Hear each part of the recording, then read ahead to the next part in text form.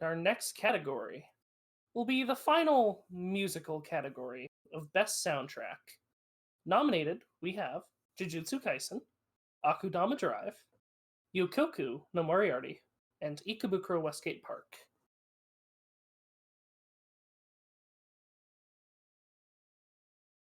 And straight up, are we all in agreement that Jujutsu gets best soundtrack? Because it's the only one I can remember any of the any of the music from. Nah, Kuma Bear. Oh fuck, wrong thing. Kuma Bear gets best soundtrack because of all the Kuma punch. That's not a Yeah. soundtrack, that's voice acting. I remember having a whole conversation about this because this was like I just had to go with what you guys nominated because my main issue with this was God, I don't. My brain doesn't really focus in on the soundtrack that much. It just sort of blends with everything else, so there's not like it doesn't separate it. Honestly, same. So it's like a really hard thing to focus in on. I Because Jujutsu Kaisen is a shonen, it does have a lot more like musical moments happening because of tension and such. Um, I will say though, Yukoko no Moriarty's musical cues that they use quite often, even when they're just like subtle things or meant to set up like, aha, I have discovered you. I really, really enjoyed. Mhm. Help me remember, guys.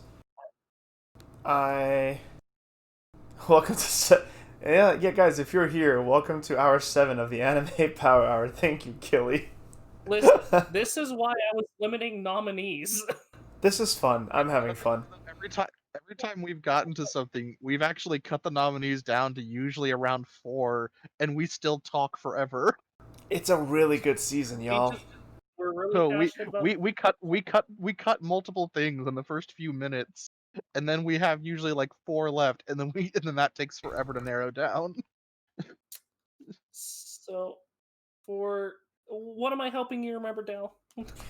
I mentioned in one of our reviews, one of our episodes, that the use of music, the use of music is really good, especially the way they entered into the violin. And I'm starting to think that was Yukoku no Moriarty. It It, was, but I it, do remember. it Oh, sorry. very likely is, since Moriarty really likes to go for orchestral.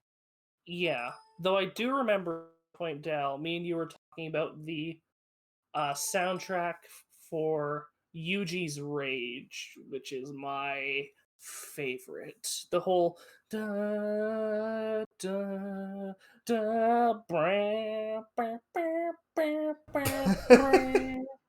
This is the best ASMR. Dunna, dunna, dunna, dunna, dunna, dunna, dunna. Like it's so good. It sets up so well. It's because it starts. I know exactly when it starts.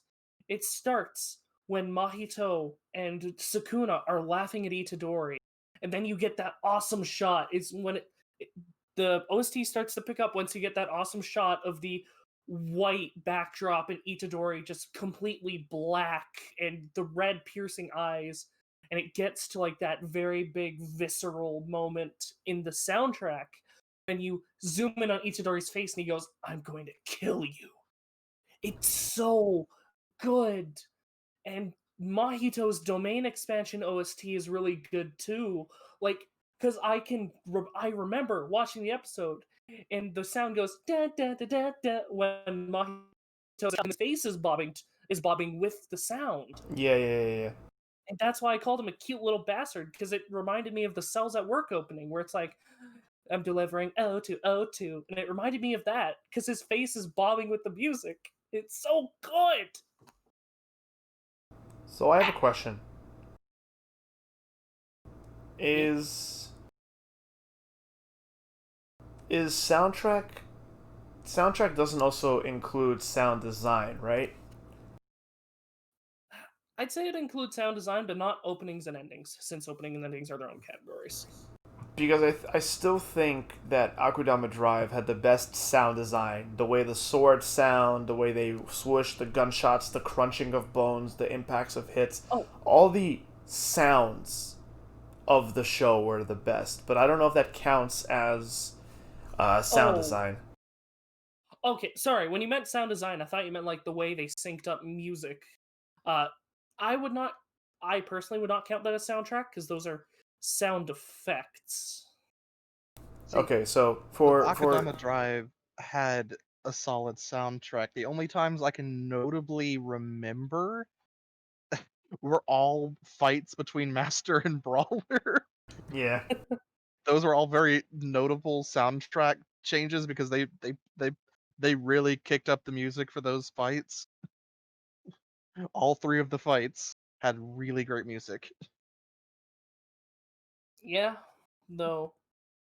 Oh man, now I'm remembering Nanami's theme. The dun dun dun dun dun dun dun dun dun dun dun dun dun. Like all of Jujutsu's OSTs were different and were different like instruments. Like I think I can't remember if it's Yuji's Rage or Mahito's Domain expansion, but one of them uses the piccolo, and I thought that was really interesting. I do Can't remember wait that the for soundtrack of Akudama Drive is good, but no song really got a chance to play out unless it was the fight. And honestly, this is one of those like double-edged swords, like casting fireball close to yourself. The music was so overshadowed by the spectacle that is fighting in Akudama Drive that it almost like the fighting is such a spectacle that it like overtakes the music.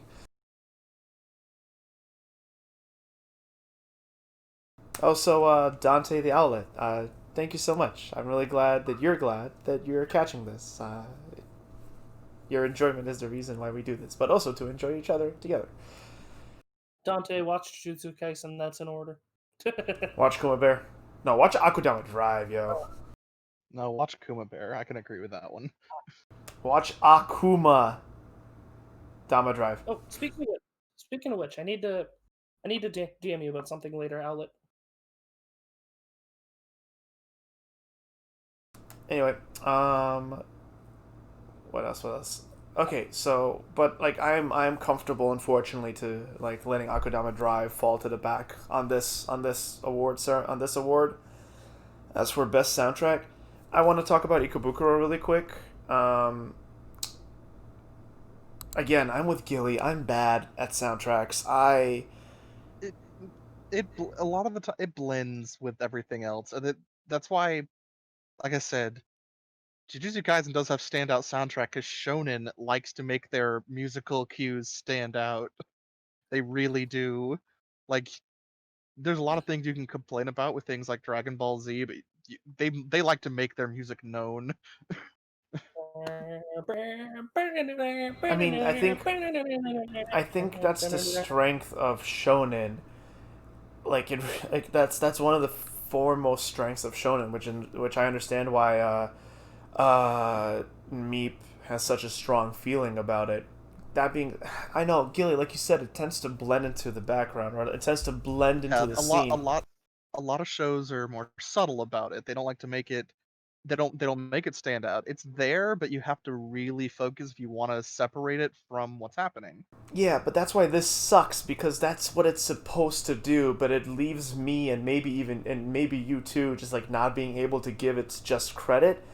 And I now know what I want to improve on for the next season is paying attention to the soundtrack because I feel bad. I actually feel bad right now because I don't want to like not give the shows and the hard-working artists and designers and composers and the directors their due because people deserve credit for the art that they make.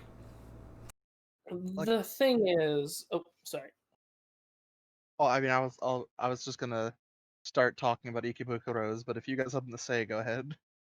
Okay, I was just gonna say, the issue is with best soundtrack is that a lot of it fades into the background, but the two shows that actually make their music noticeable are Yukoku no Moriarty and Jujutsu Kaisen, because the music is actually pretty important to those. And the fact that we don't really know what, like, we can't really pick out anything specific from Akudama Drive and Ikebukuro, I think speaks to the quality of its soundtrack. Like, obviously, it's good music. I'm not. They wouldn't be nominated if it wasn't. But it's just unfortunate because Yukoku and Jujutsu have such standout music because it has to be in the forefront for the shows they are. What I have to say is I can't exactly put Ikebukuro as one of like first or runner up, but I do need to say things about its soundtrack. The thing is, and I actually like started kind of paying attention, trying to focus in on it with the last couple episodes. And one thing I have to say about Ikebukuro's soundtrack is it's kind of like I think if you could find the OST and isolate that music, it's a lot of like casual walking around town kind of stuff until something happens. And I am 100% into that. It's very subtle, it's very soft, casual, just uh ambient more than anything else. And it Yeah, changes up into this sort of like it it changes up into a similar musical style of their opening whenever like stuff starts to actually kick off. It's very interesting when you try and listen to it.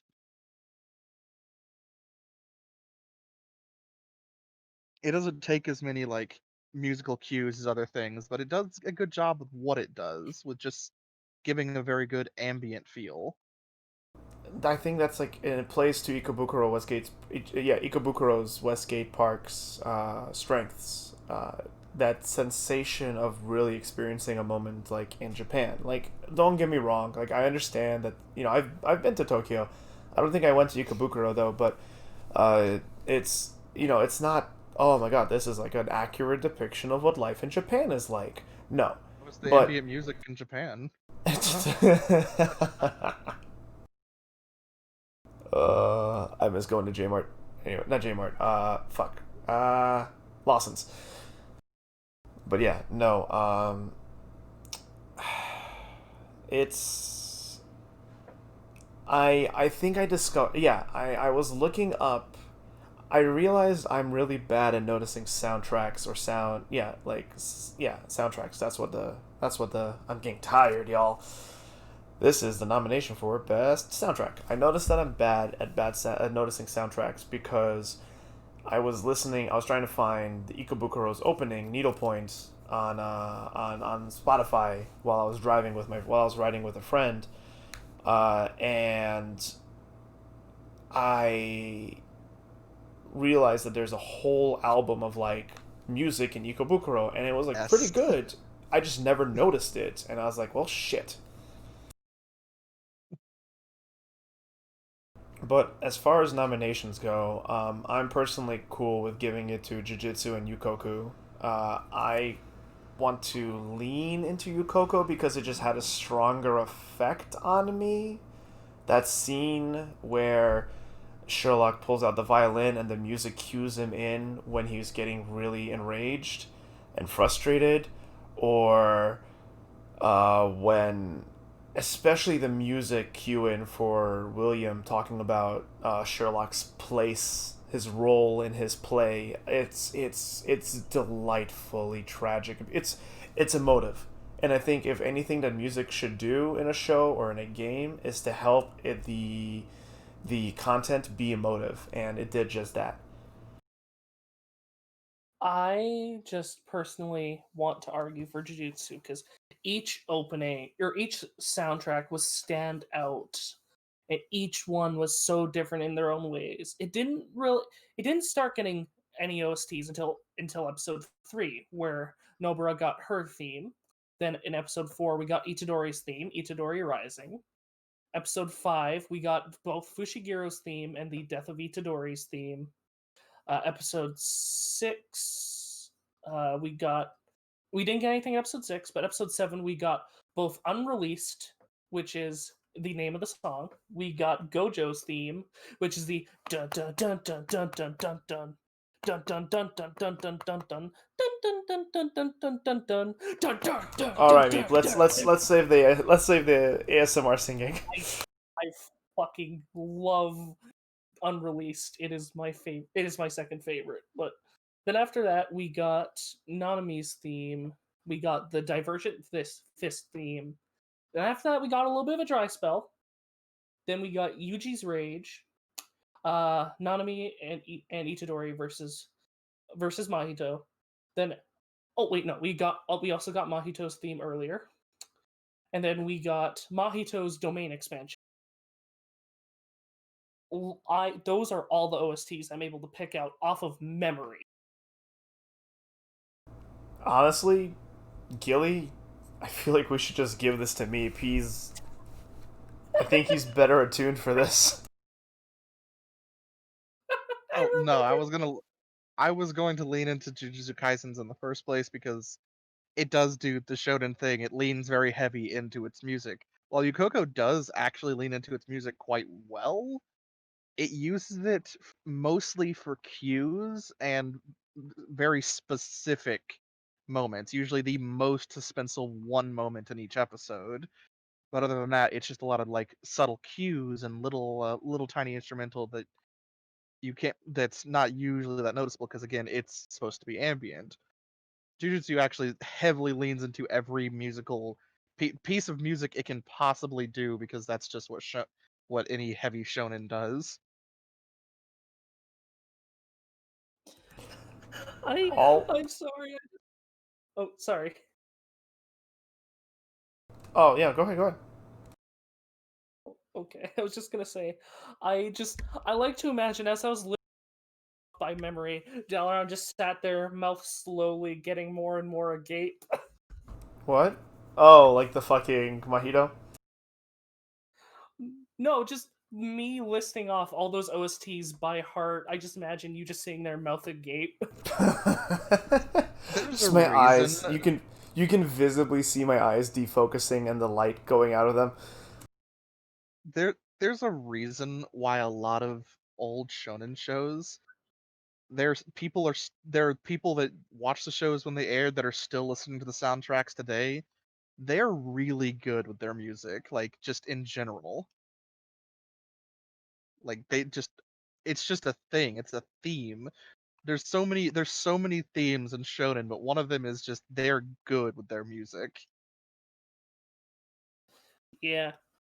So, winner Jujutsu Kaisen, runner up Yukoku. I'm comfortable with that. Yeah, I'm fine with that. Cool. Well, congratulations, Fall 2020, Best Soundtrack.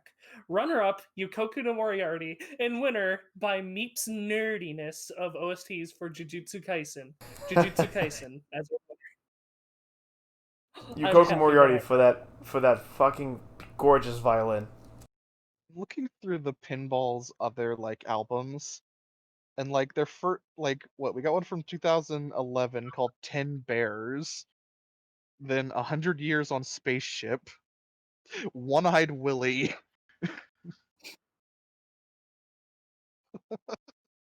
I.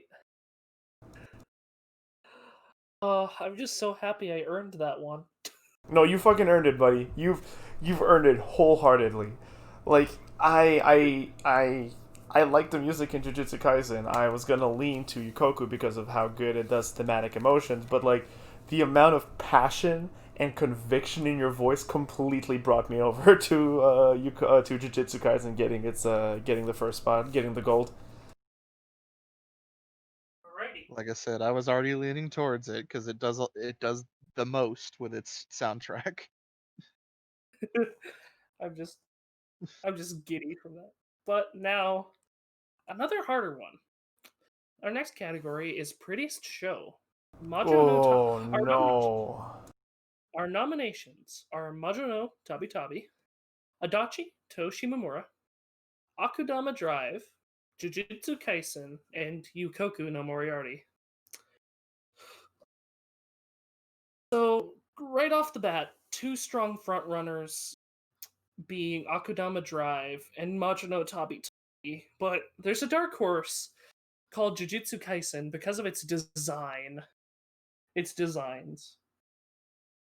I god damn, like I maybe it's the 7 hours and 20 minutes that we've been doing this, or it's the fact that Prettiest Show is one of the hardest ones I'm gonna have. It's gonna be one of the hardest ones for me to decide on. I really wish we could do this in 2 days. Unfortunately, that's not an option. Huh? I said, unfortunately, that's not an option because I think a lot of us are gonna be busy tomorrow. Yeah, it's fine. It's an It's option fine. if you make it an option. Hmm.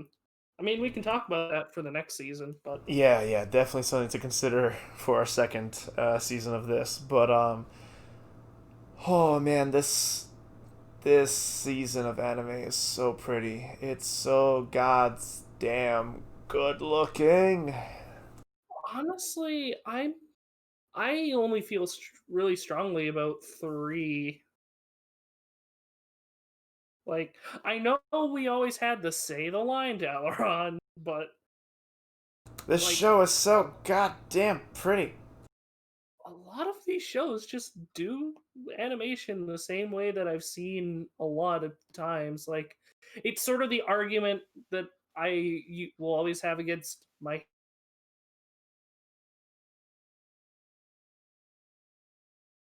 Did Meep die? Silence. I think he did. Well, Gilly, where are you on Prettiest Show? Because I think I might just throw two darts and let you guys discuss. Oh, that is difficult to say. Um, there's a lot of things that do certain things well, but not everything well. I don't personally think anything on here did every aspect of like a show design perfect. I think everyone on this list did Hero is that one. my Everything on hero this is list really did. pretty. Meep. Oh, he's cutting in, but I don't know why. Just all of a sudden, meep. Oh no, he's gone again. Anyway, you were saying?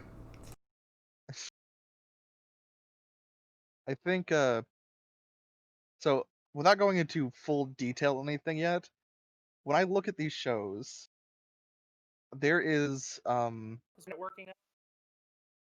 Hello, Let hello? Gilly talk. is it working now? Yeah, you're back. Yeah. But there's as much as I don't say much for it, Akadama Drive, Majo no Tabi Tabi, and as much as I dread Adachi to Shimamura do character design quite well. I like the characters.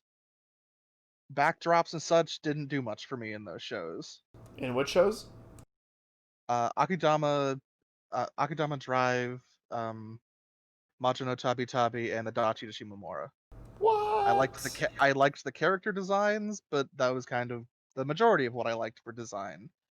And then our other two shows, it was the backdrops that drew me in the most. Koku no Moriarty and Jutsu Kaisen, I loved the backdrops. I loved everything happening with the scenes and the setting. The characters, they weren't bad. I I really like Mahito's design myself. I absolutely loved that patchwork. The how he changed appearance and how his ability, like, they're really creative with his ability. Like, he turned himself into different animals, giving him different advantages. Like, he turned his arm into a drill, into a fucking chain whip. Yeah, my Jujutsu Kaisen is. I've never seen Demon Slayer, so I can't comment. But Jujutsu Kaisen is like the prettiest shonen. I think it's like the prettiest shonen I've ever seen. Because the effects of the Gojo Jogo fight, the fire that was erupting was bright and it was like it was so bright and lively. Like you can almost feel the heat coming from it. It's as if like you saw it actually light up in front of you and your eyes had to adjust. Not a lot of water, but the little bits that we did get were really pretty. Um, the Gojo's eye is super pretty. Uh, just the character models and animations are all really great. Like you said, Mahito's abilities were diverse and interesting, and his design and aesthetic and expressions in Jujutsu Kaisen were really strong. However, I can't give it personally. I can't give it the prettiest show because the fights, whenever someone was at a distance, were ugly. I understand that anime has to cut corners and they have to save budget to highlight the best parts, and the last episode was really good. And I don't think I've ever seen a shonen that has such beautifully detailed backdrops and settings, like the nurse's desk in the first episode, where when Itadori calls in to check up on his grandpa, the temple path in Jujutsu Tech in Tokyo. Everything is just these little nice touches. Even the Nightmare Incomplete domain and the actual domains, like they're all so well done. But just I close my eyes and I see Nanami looking like a fucking Lego, and I can't The unsee it. It's so bad. the choreography and tracking of Mahito's arm movements as his domain opens and these hands unfurl. It's so cool. And the domain are the hands interlocked, holding hands. Yeah, And it Mahito doesn't do the Dragon Ball villain and just get super buff. In fact, he does the opposite. He makes himself smaller and harder to hit. yeah, like I said, the Mahito fight was fantastic, and I feel like they really brought out their best work in the last two episodes. That being said, that's just one part of the whole season, of the whole show. Like the True, fight but between Mahito and Nanami was kind of butt. can I make one argument? No, you are not allowed to make an argument in this show about making arguments. Hmm. Jujutsu Kaisen never once censored its score. That You is piece a of shit. fucking argument. It never once censored blood or gore. The only time you could say it did was when Gojo ripped off Jogo's head, and that was purely for aesthetic. That was not No, censored. it does censor. It makes it black, but it's not Akudama Drive. But before we get to Akudama Drive, Gilly, what do you think about Jujutsu's nomination for Prettiest Show?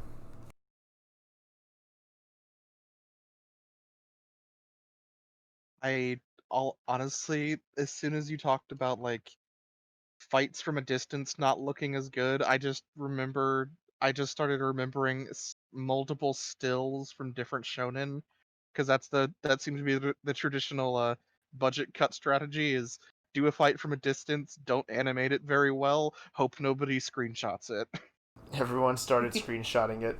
Because that's where you get the goofiest panels I've ever seen of like Pain from Naruto, or I think there's a really fantastic Frieza from Super out there. I just don't know where it is. There's I'm pretty sure also there's one. I'm Sasuke pretty sure from there. Naruto 1 just snapping his own Yeah, neck. yeah. There's a really good Sasuke one, but the Frieza one I can remember vaguely because Frieza's eyes were almost on his neck and his head was oblong. Yeah, that was in Resurrection F. That was in Resurrection F. Yeah, that's where they cut corners the most in shonen, and it's kind of like almost a tradition at this point. See, And there's a I don't difference think between mid frames and the overall fight and animation, and the quality in animation took some serious dips in Jujutsu Kaisen, which is a shame because I was blown away by it. The Gojo and Jogo fight was really good, though it's still you could for those who are aware of limited animation, you really felt it. But the Gojo versus Sukuna fight in like what episode 2, episode 3 was phenomenal. and the fight between the special grade and the animation of the special grade and how it moved around and giggled and its whole body like jiggled and giggled while it just was gleefully enjoying playing with Itadori Oh, and like torturing Itadori and terrifying Fushiguro. Like this show had some really great moments, but I just don't like, feel that strongly about other moments about the show. think, thinking about it, I there is one scene that I will completely agree with you. This CG Mahito scene, I I still don't know why they chose CG for that. I mean, either they're making a very good fighting game, or I don't know what the hell they did that for too. I I think it may have been for the blood effects, but we've seen really good blood effects, like when Sukuna ripped out Itadori's heart. No, we've seen some Look, really good blood effects. The blood drops that happened when Sukuna started fighting Fushiguro. yeah, the blood hitting Gojo's infinite barrier. Again, we need to find reasons to cut shows, and that's my reason to cutting Jujutsu Kaisen. Yeah, Jujutsu can't win every category. I agree. Like, I At the think I would same be time, rooting for I Jujutsu to feel be one of the. I would be rooting hard for Jujutsu to be the top one, or at least runner up if some of the fights weren't just butt. if we're since we're cutting shows for having glaring things, I let's move on to Akudama. You you know what I'm gonna bring up. Yeah. There was so much censorship in the later half. There's no argument that it overall hurt episodes. The worst thing is I think Gilly, you were saying before that like every show has different strengths and weaknesses. Yeah, and like Uh, I said with Akadama, I weigh that onto character design more than anything else. no, yeah, you said you found these settings to be kind of like not interesting, and I think I, like I I was gonna didn't be fi- like, bro, you I crazy. didn't I didn't find them as stand out as like I didn't find it to be their strong point. All that neon lights, it's like cyberpunk Mad Max awesomeness. But after playing Cyberpunk, I just I realized there could have been so much more done with those backdrops. Part of the issue with the neon lights, aside from my photosensitivity, has to do with they they overused the soft glow with those things. Oh yeah, by You far. think so? They overused it. It felt like they layered it 4 times onto each light, and it was a bit much. Also, weren't you two the ones that said episode 4 was really poorly animated? I did say that like around episode 4 the character models went really weird until we got off the Shinkansen. I did notice that. I never went back to check it, but it was a feeling I had. However, to be fair, the character models are fucking incredible. Like the way like oh my god, the characters look so good, and the way the show uses They are. lighting. It's just too bad whenever any action is happening, they have to be censored. I mean, you know what I'm gonna say. I complained about the censorship as well. I think it's a huge fucking bummer because this honestly, if it wasn't for the censorship, Akudama Drive would be I would be die hard fighting for Akudama Drive to be number one.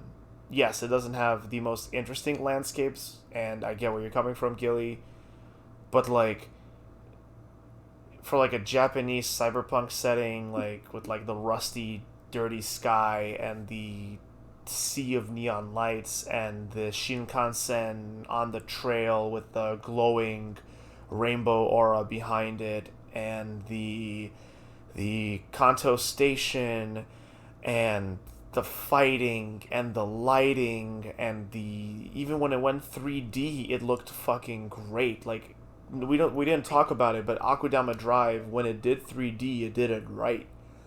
It's such a good looking show. It is such an incredibly, like, the food, the expressions, everything about the show is fantastic. I don't remember a single ugly thing. It was so good that when they changed the animation for like the 2 3 episodes, I immediately noticed it and it bugged me. But the censors, I understand if that keeps it from the number one spot. I would say it's the censorship is way too egregious to ignore. The Cutthroat episode, there are points where half the screen is blacked out. And it doesn't, the censors don't stop from that point on. I can't, in good faith, have it on any of the spots. That's just me personally. Gilly, please. I have to have that chat open, Gilly. I'm just seeing these. Uh, but when there's other shows like Yukoku no Moriarty, Majino Tabi Tabi, Adachi Toshimamura, and Jujutsu, if we're cutting Jujutsu just because of some stills during fights, then I think we should cut Akudama because of its egregious censorship. It happens more than the stills during fights in Jujutsu. And No, it's a no. lot more My issue with egregious. to be super clear, my issue with Jujutsu isn't the mid frames and the stills. My issue with Jujutsu is the overall animation on some fights. But Yeah, yeah. Gilly, what do you what do you think about the Akudama argument? You guys can hear the pain in my voice. Well, I honestly kind of gave my opinion earlier. Cool, fair enough. Just Um, wanted to know if you had anything else to add. All right, well, we I'll found be a. honest in terms of shows. I'm very personally leaning into Moriarty on this one. Yeah. The thing about Moriarty is that it's competing against. Um, it's competing against really dynamic and action filled shows, which immediately makes it seem less effective. My issues with Moriarty's animation is the like 3D horse carriages, but again, that just cuts time so that the rest of the show can be pretty. Honestly, the show is also super pretty, like unexpectedly pretty. The environments, the train, the ship, the big liner, the cruise liner that they were on. It does a lot with its backdrop. It does a lot with its setting, and it does an okay amount with its character design. Again, I don't find that its strongest point as much as I love the show. Um, it's a Sherlock. lot more about like setting, but part of one thing they do to make up for a lot of things is the way they frame moments, the way they angle everything is very, very well done. Sherlock looks a lot like Takahata 101. I'm not gonna Yep, lie. made that joke already, me. Did I? Like Okay. animation in itself can denote a feeling, and when there's not a lot happening, it's hard to get the right feeling. But if you can use angles and framing to your benefit, it works, and that's what Yukiko no Moriarty does. Is they angle and frame everything just right. It makes sense Yeah. because it's a very theatrical show. Also, Meep, I am so sorry that came out so much as I'm like shooting you down. It's true, he really does. Takahata's new VTuber model is very much Sherlock. I mean, I was also just gonna make the point of yeah, it has a bunch of different backdrops. It does a lot with its backdrops, unlike Banjo no Tabi Tabi. It's just the same city designs over and over, and the magic looks like butt half the time. Yep, I'm. I like Tabi Tabi for its character designs. I like the soft faces and big eyes. I actually kind Same. of yeah, the character designs for Tabi Tabi actually never really struck home with me. I think Saya's expressions were adorable and like Quicksand Witch. Quicksand which not quick sandwich. Uh, And I'd love a quick sandwich Me too. I'm getting hungry. I'm not hungry. I'm just tired. and Anyway, a quick sandwich. I have I have two pieces of pizza left I can have after this. yeah, no. Tabi Tabi is. It has some gorgeous settings. Its city designs are really nice, but again, like Meep said, it's very much let's go to this city, let's go to this city. The show's environments are incredibly pretty. The Truth City with by the water and the oceans with the boats kind of rocking it. It was the opening opening still for one of our episodes. Is gorgeous, but I can't forgive the waterfall in episode one. The show. I knew what you were gonna say. Yep, fuck the waterfall To from this episode day, one. That damn fucking waterfall is ugly as never butt. forgotten. Then you know what, Dal? You know what that means? Some fruit You know ramen. what that means? No, it's got we gotta draw the line. Is going to be Yukoku or Adachi because Adachi so pretty. The show is so fucking pretty, and while I personally would put Jujutsu above it. We have to cut at some parts, and I'm willing to. Jujutsu has won a lot of categories. I'm willing to, and you know, Adachi's Toshimura needs its due. It's very pretty. Its character designs stick out. The bath scene was so pretty. The way it does censorship is very tasteful. Just I I feel like when I look at the show, I feel like I can reach out and touch it. Like it gives me a sense of what it would feel like to touch that object. I never got the whole texture thing, but Adachi Toshimamura really has its aesthetic and art style down. It is super stylized, the same way as Akudama Drive has its style down to a T. I think Adachi Toshimamura does as well. There is this hyper detail to water and space, and the way Chikama's hair shimmers when she runs around or walks is stunning. The character models themselves are a lot more pastel and kind of like not crayon, but like very soft colored, and they're you know soft both in terms of like personality, but also like in physical form. Um, there's not really a lot of sharp, like hard, like or like bold lines in the outlines. It's just really pleasant.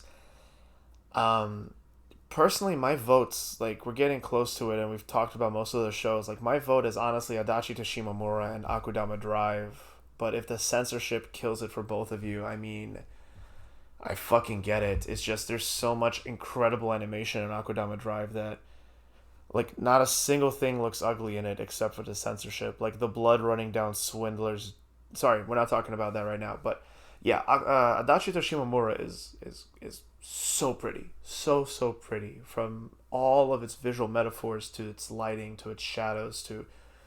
I could literally go on for hours talking about each of these shows and their details of animation and just overall aesthetic, but I agree that Adachi Toshimamura gets to be on the board. Now, what would you put above what? Yukoku or Adachi?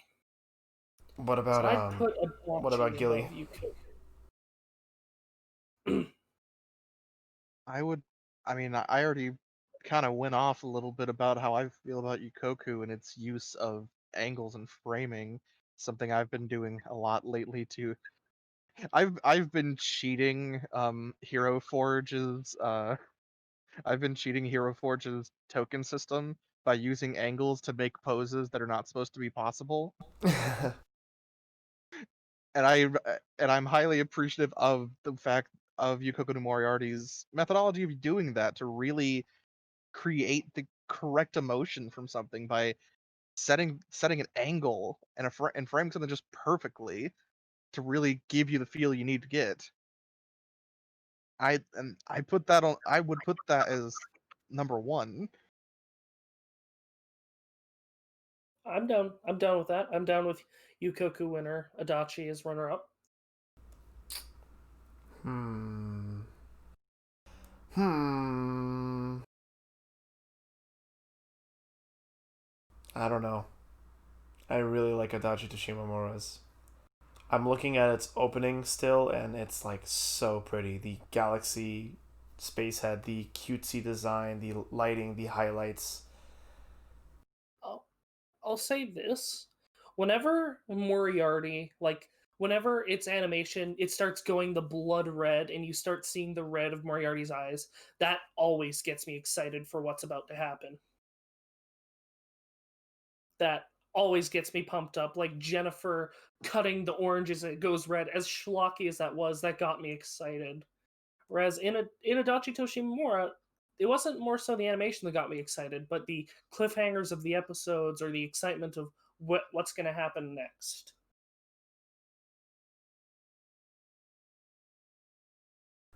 I don't know.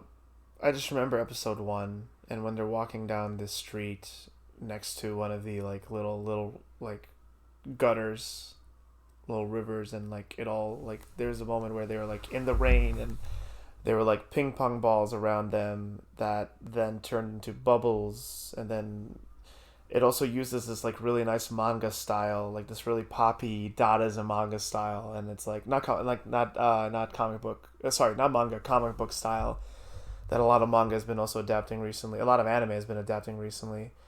When there's just like the screen goes from like large dots to smaller dots progressively. Um, I mean, if you guys feel that Yukoko Moriarty's on top, I'm not going to argue because both shows are great, and we literally can't have there are no losers here. There's only winners.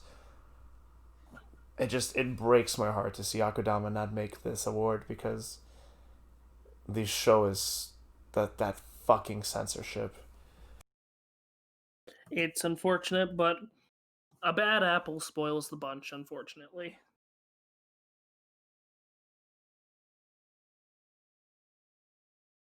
I mean, you're on about the censorship. I just personally, there was only two specific moments in Akadama Drive where where I was like really enthralled into its animation, and it was Brawler's first fight with Master and his final fight with Master. Fair. First fight, the first fight with Master, there's literally no topping that in any show we watched, because the fight in the room with the reactive floor and the mood lighting is probably the best thing that happened this entire season. That Yeah, was just gorgeous in every way. Season the fight in episode 2. Yeah. Oh my god, yeah. Oh my And god, then yeah. his final fight with Master, I was less enthralled by the animation and more enthralled by the actual like use of setting for that one, the use of the storm and the lightning flashes, and that drew me in because they used the setting for the fight so heavily, and it really drew it to a fantastic point, just really made it better. what Akudama about Brawler Drive and Doctor's does first what? fight? What was that, me? What about Brawler and Doctor's first fight, where he throws Doctor at Hacker? Oh my god, That when he was that fucking was breaks the fun and it was ceiling. goofy. No, but that looked Do you think that's amazing. why? Do you think Doctor just had a vendetta against Brawler? Do you think that's kind of why she did it? Well, I mean, technically that's kind of what she said. He was going to be her biggest obstacle, and she knew that pretty much from the first time he chucked her into the ceiling. What about when Brawler yeeted Pupil at Master? What about when Brawler yeeted Hoodlum at Master? How did we not pick Takume Brawler Pro for attack. best side character? A Hoodlum. lot of things you have to there's a lot of things you have to weigh when it comes to that. And I he know. has a lot of good moments. He does. I know. I'm smiling right now. I really want to give Akudama the slot. It does what every show does, but better. And all like it. Ha. I just looking at it, it's had those really good moments, but at the same time,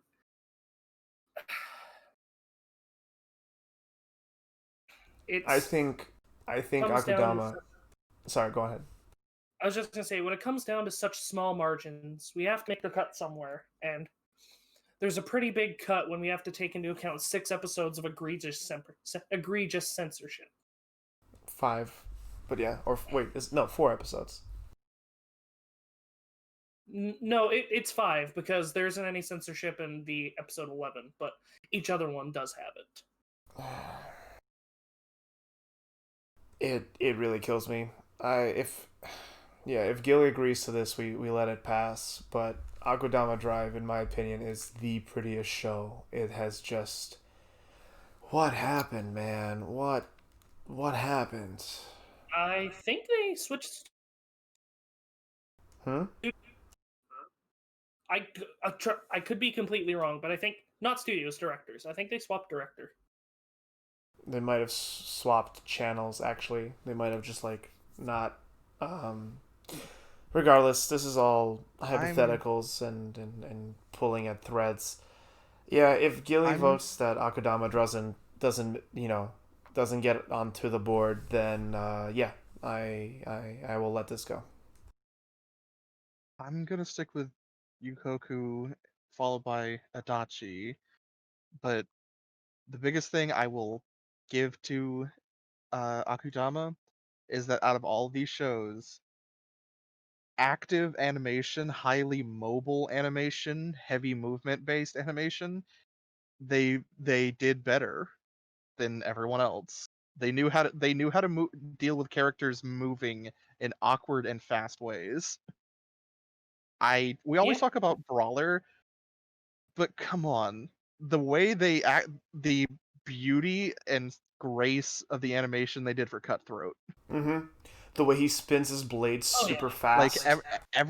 all of his spins and acrobatics is perfectly animated with like next to no flaws in it, and that was Akudama's shined in that. They knew how to make things fast paced and not lose anything in the process, Hmm. I which and I'm like sure cost them a lot of money. remember when like Swindler got attacked by the executioner and she like bent backwards to like dodge the blade and how fucking fluid and smooth and just perfect that was. My I Remember, honestly just can't get over the fact that she looked like she might have just cracked her back in the process. She had a facial expression like that hurt too. remember when Hoodlum broke a folding chair over Master? With the Looks like Brawler's got this one. By God, it's Hoodlum. steel chair. Akudama Well, Drive. Welcome to WrestleMania. Welcome to Akudama Mania. well, congratulations to Fall 2020 Prettiest Show. Our runner-up, Adachi Toshimamura, and our winner, Yukoku no Moriarty. Our next category is going to be probably an easy one, the Lich Award. Which show survived longer than it should have? Do you mind if I Our do this nominating. one really quick, Meep? Sure. Alright, guys. What are we doing? Are we going to immortalize? Because this is the award that gets immortalized in our following FMKs. Are we having the Rotten Fruit Award for the Ochikabure Fruit Tart? Are we just having the King's Raid Award? Or is it the King Zombie Award? Or are we having the fucking I think we Plant should call it Zombie the Award Fallen for King. Majin no Tabi Tabi? I think we should call it the Fallen King if it's King's Raid. Ooh, I I'm like gonna. that. I'm just Fallen gonna. King Award. I'm gonna give my piece. I'm just gonna give my votes because this doesn't have to. I don't think this has to be thought out too hard. Um, I think this is all on you, Gilly. 'Cause I'm the one that's watched all of them. I'm the one that watched both Fruit Tart and King's Raid to this No, no, no, no, point. no, no, no, no, no, Gilly, no. It's because you're the one who made us watch all of these. I think I Gilly. I would put Fruit Tart as the as the one that should have been voted out sooner. Fruit Tart I should have died faster. Yes, I agree. yeah. I mean, King's Raid sucks as far as we've watched. Me and Meep. Kingsray and Tabi Tabi were both on the wheel, but Kingsray died the episode right after. Tabi Tabi. You guys, you all know how I feel about Tabi Tabi. I won't repeat myself. I will repeat myself. Fuck it. Tabi Tabi, you were supposed to be a brilliant trip into a magical world, and you just gave me fucking nothing. Um, well, that's not fair. You gave me wank. King's Raid, you just gave me nothing. And however, at least King's Raid had some really not surprisingly good fight scenes. But like Gilly says, it picks up at the end, and it's like a gotcha game anime. So you know what? I don't really have a foot to stand on. So Look, King's Raid, you I, get I to pinned I pinned the image you could use for King's Raid. hold on. Let me look. We're talking about the Lich Award. I mean, it's Where in is the it? graveyard. In the graveyard. The graveyard tour. I pinned it, though it is the first picture I ever put in there. There we go. So King's Raid can lie in that ditch because I don't love it, but Gilly, it seems out of all of these, Gilly really you are surprisingly passionate about King's Raid. I I'm I love King's Raid, honestly. Giving it time, watching it, uh continuing to watch it. I'm happy for it. I'm happy to keep watching it and eventually get through these 24 episodes. So for the runner up, I would put Tabi Tabi. Are you two okay with that? I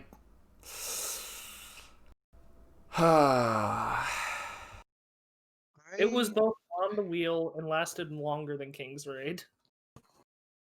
I don't think I would though, because I I wouldn't either. Then you think King's Raid for runner up? I have to. I'm sorry, I Gilly. I'd I no, I the thing is that was my vote already. Okay. The thing is I love King's Raid, but in terms of like the in terms of overall enjoyment from everybody, King's Raid lasted too long. Tabi Tabi was very up and down, and it was very back and forth for both you and me, Dalaran. So I don't think it outlived its life by that long. Yeah, I think when it comes to Tabi Tabi, uh, Tabi Tabi was a toxic relationship, was like an unhealthy relationship that all of us were in, where it's just bad, bad. Okay, a little bit of good, we'll stay longer. Bad, bad, bad. Okay, I'm leaving. Okay, but here's this really compelling episode about time travel and a child murderer. Okay, fine, I'll stay. It's just it. I don't think Tabi Tabi. I don't know. Like I really don't like the show, but I really can't. You know, Tabi Tabi gets three Elenas Naruto running, saying they're gonna go home, but I don't think it's worse than King's Raid. Their people need them. Well, I can't say congratulations. I'm disappointed. Uh, to our fall 2020 Lich Award, our winner slash loser Ochi Kabore Fruit Tart, and our loser slash winner King's Raid. That's runner up.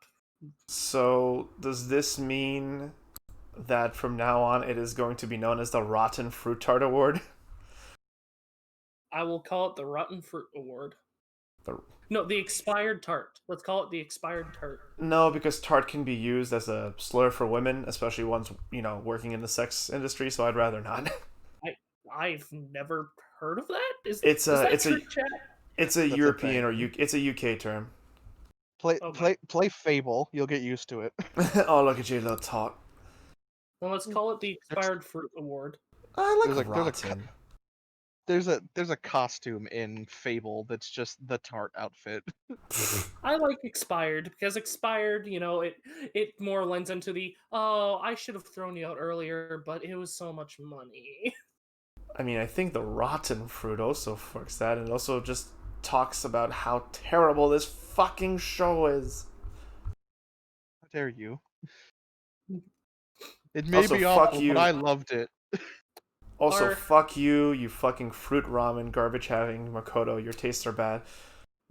How our next dare? our next category, best finale. Our nominations are Akudama Drive, Jujutsu Kaisen, Kuma Kuma Kuma Bear, and Adachi to Shimomura. I'm just gonna get Now, this out. I'm just gonna get this out right away.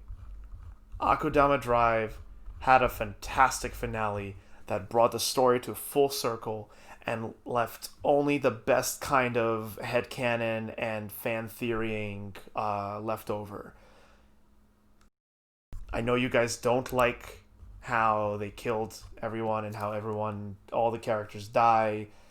I understand that, but you have to give it credit to due. For what it did, it brought everything to a satisfying end.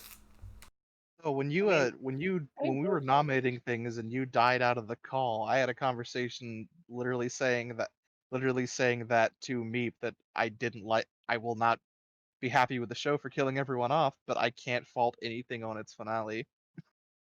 Yeah, I just didn't like the finale as a whole, but its ending, the way it ended, I enjoyed.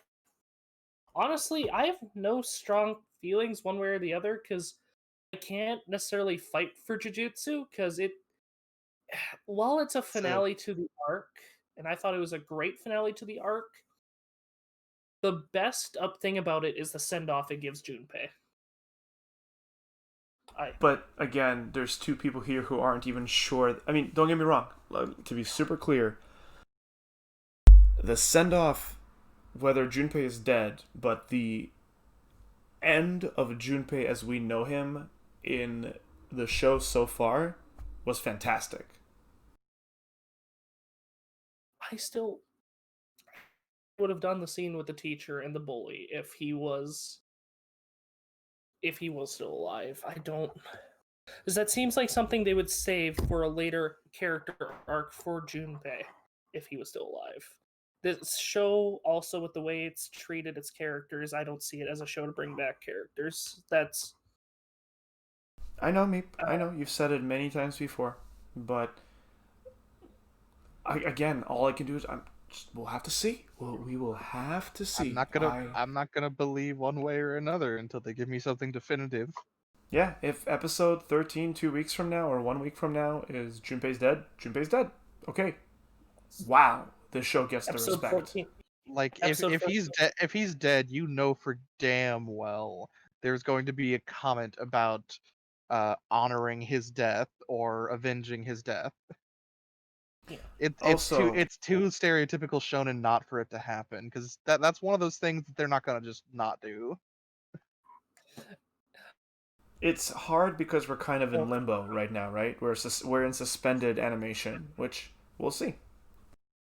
episode That being 14 said, is going to end. that being said, as terms of Jujutsu Kaisen, since we're talking about that right now, sorry, let me just get this still up.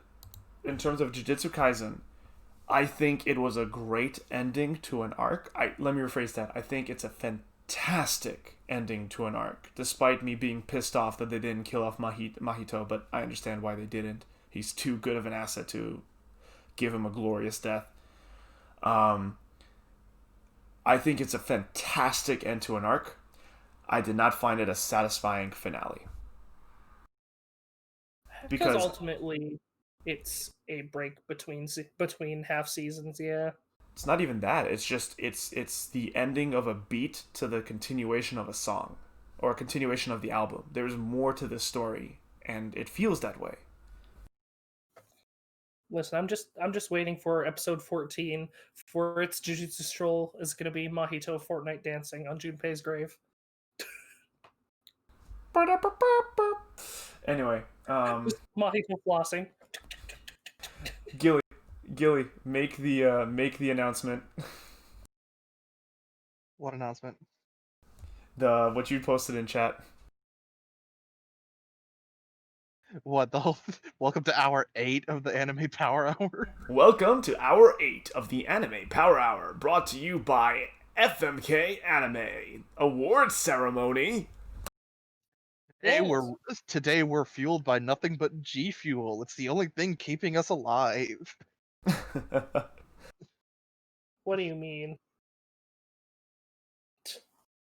But yeah, I agree. I would not fight for Jujutsu to win best finale. I just want it up there because it's a fantastic end to an arc and send off for a character. Gilly, Now, anything? Yeah, go ahead. There you go.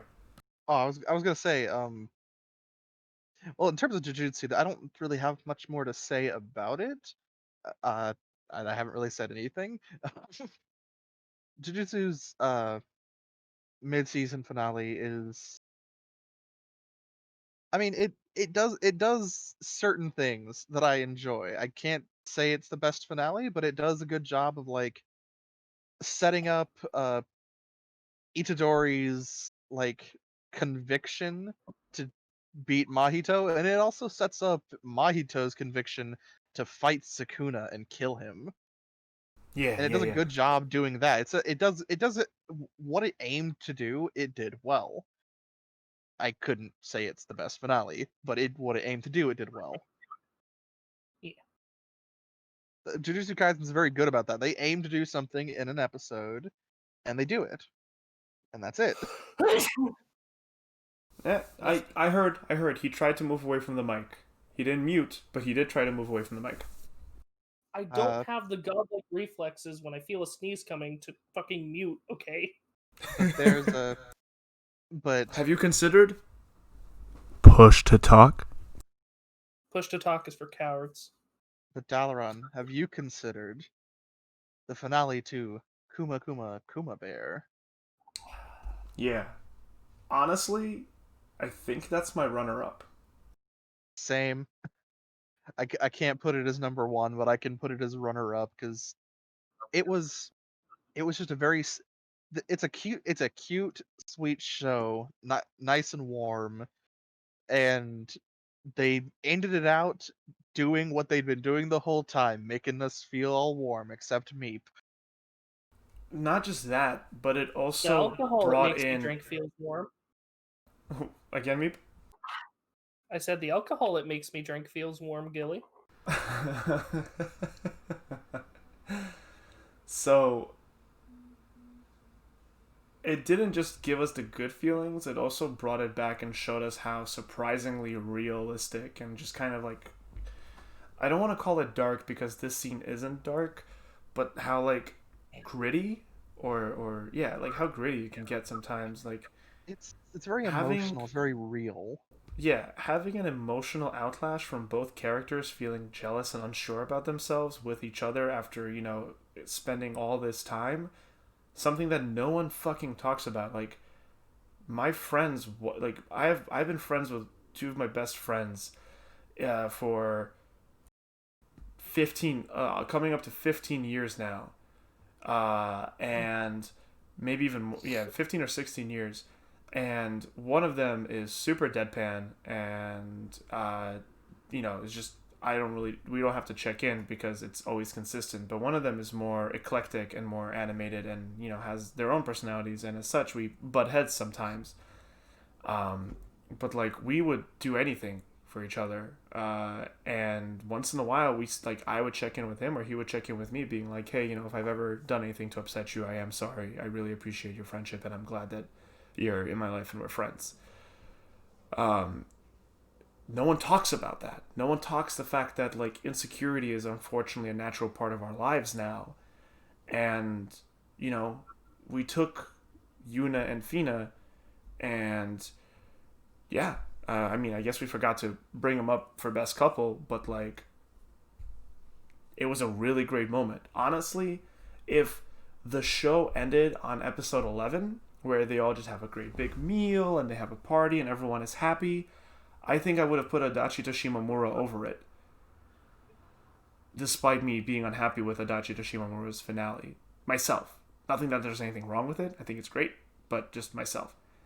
But having this full circle catharsis in Yuna's and Fina's relationship was something I had no idea I wanted until I got it. And when I did get it, I was like, huh. That's really nice. So I want it to be said that my personal picks would be Adachi as winner, runner up as uh, Akudama Drive. But you two are set on Kumakuma Kuma Bear being runner up, and you two are set on, I'm assuming, Akudama Drive winning, right? I am. Yeah, honestly. I can live with that.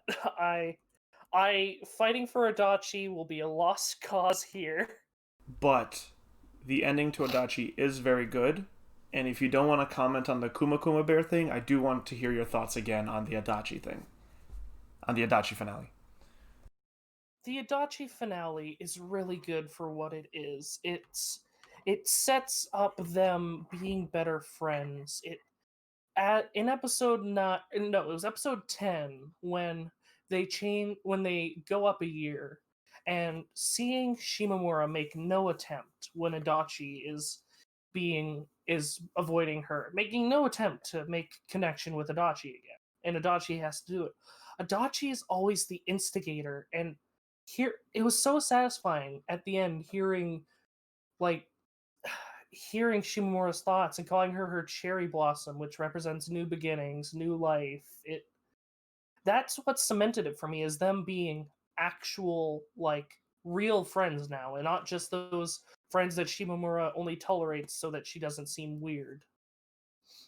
It and that's sort of what the show was building up to now that I look at it, because Shimamura never once showed romantic interest in Adachi. And looking at it, I don't know why I ever would have thought they would get together, because Shimamura just has no interest. I mean, Like there were like at one or this two point, scenes. There were, at this point in her life. Sorry, what were you saying? I just wanted to say, like, I feel like there were one, if not two, scenes where where Shimamura expressed kind of like, she saw Adachi's mom and she's like, oh wow, she's really pretty. Oh yeah, like just like Adachi. And then she kind of checked her out in the dress. And there was like one or two scenes where Shimamura like thought. Well, no, there was one scene when Shimamura. My voice is dying. When Shimamura thought about Adachi in like in a more intimate way. But yes, you're right. It was mostly Adachi. Yeah, and I thought it was a great cap off to their like, not because the relationship is left ambiguous, and I actually appreciate the ending for doing that, because it's with the time slot it was allotted, with the story it was telling, it was more about them growing. It was more about Adachi learning about herself and Shimamura learning to be a friend. Like, it was Adachi struggling with homosexuality and Shimamura struggling with how to maintain a friendship. And that it was such a great cap off to both of them like finally having that acknowledgement that they are true friends now, best friends even. And while Adachi will most likely continue making moves on Shimamura, eventually someday those feelings might come out and there might come something of it. But at the end of the day, I don't think that was the story this was trying to tell, like, in hindsight. And I think that's just an issue of the adaptation, whereas the adaptation, I we had certain expectations of it because it was labeled a romance, and it pushes the ship. But at the same time, thinking about it, I don't know if the novel. I think, like, I'd have to read the novel. But this show is a fantastic look about accepting homosexuality and learning about friendship and to be a friend, and it's fantastic with dealing with anxiety.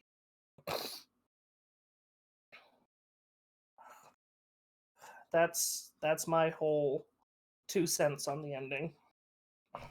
I I can hear you getting emotional over it, and I just want to say I appreciate you, and I recognize your passion and emotion and appreciation for the show. I myself have, I won't say the same, but similarly strong feelings about it. Though it's obvious that this really resonated with you in a more profound way, and I really like how you have expressed it. I feel like you've really compiled your thoughts and the way you think and feel about this finale and the show more so than when we talked about it last week. The I I have had time to think about it, yeah, but what I just said was all from the heart. I didn't have any of that rehearsed. That was just me speaking from the heart, and that's why I know. That's how I know I love this show because I do the same with Jujutsu. Like I, oh no when no I no can talk about a show from the heart without having to think about it, being able to like make those realizations, make those connections on the spot. That's how I know I'm truly in love with the show. yeah, I think this is why we do this. I think this is why we all chose to participate in this show and make this little project together. It's because I think we all feel similar and if not the same. And no, I didn't mean to imply that like you it was rehearsed or disingenuous. Quite the opposite. That was from the heart, like you said, and it was genuine, and I respect and appreciate that. I I'm curious to know if Gilly has anything to say about this, but Adachi's not his cuppa. Um, I I see where you're coming from, but unfortunately, I will hold to my position, though much more softened now. I think this show does a great job at expressing anxiety, depression, the internal monologues, and how someone, not just what someone feels, but how they come to feel it and what they think to make themselves feel it. Like they talk a lot about the inner monologues and everything, but unfortunately, I it all comes down to closure for me, and I think this show was doing such a great job establishing those things, and I like the character progress that you described that was made, but at the end of the day, I have to be honest and say that I was left feeling a want for more. They didn't have to end up together. The Sakura Blossom thing is actually really cute because I actually didn't think about it, but yeah, you're right. Shimomura is actively engaging the relationship now, and I think that is great. But as it stands, though, I did want something that felt like an ending and not the end of a chapter. And that's just how I felt about the ending myself. It's just it didn't do it for me as much as it did for you, despite it being lovely and very I'd even say beautiful in its own manner of handling it.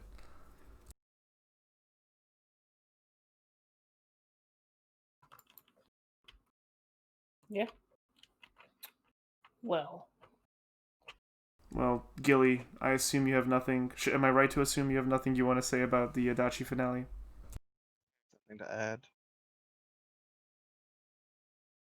Yeah, I just I guess my last thing to say about it is like I feel it gave all the other characters endings, but not Adachi and Shimomura.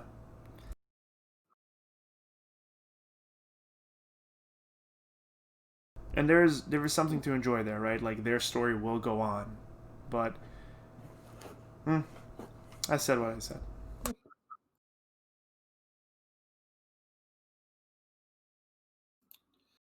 for congratulations to Fall 2020 Best Finale. Our runner up, Kuma Kuma Kuma Bear, and our winner, Akudama Drive. Our Yeah, next category. Akudama Drive. Woo. Also, I'm Final sorry. I know we category. just had a really nice emotional moment together, but like, congratulations to the runner-up, Kuma Kuma Kuma Bear. Still feels surreal coming from you. I have to have a certain amount of energy when I announce the congratulations. And our next category, Best Episode. Our Our last category, nominations right? are yes, our nominees are Assault, Jujutsu Kaisen Episode 7, To You, Someday, Jujutsu Kaisen Episode 12, Brother, Akudama Drive Episode 6, The Scarlet Eyes Act 2, Yukoku no Moriarty Episode 3, Love That Embraces the Holy Mother Marigold, Adachi Toshimamura Episode 9, and A Deep Sorrow from the Past, Majo no Tabi Tabi Episode 9. So, Oh, yeah. How do we let's want to go about this, boys? Do we want to go off with our number one picks, or do we want to just start cutting things off? let's narrow down the Jujutsu Kaisen episodes to one because I have Okay. a feeling, I have a strong feeling one of those is going to make it. So let's.